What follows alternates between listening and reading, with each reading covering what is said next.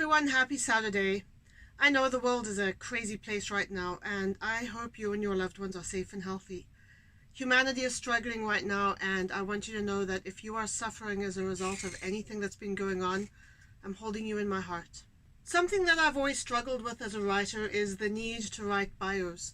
We humans tend to be very good at highlighting what other people can do, but when it comes to talking about our own skills and strengths, we falter a little bit. Bio writing is an essential part of being a writer. Whether you have a blog, or you're a freelance writer, or you're an author, at some point you will have to write a description of yourself in third person. So instead of using the I and me pronouns, you use he, she, they, whatever pronoun you want people using when they refer to you. So why not practice that right now? In 2 or 3 paragraphs, write about who you are and what your strengths and skills are, and use third person, so it's as if someone else is writing about you. Have fun with it, and who knows, maybe you'll be able to use this bio somewhere. Have a great weekend, and I'll see you on Monday for a new week of writing tips.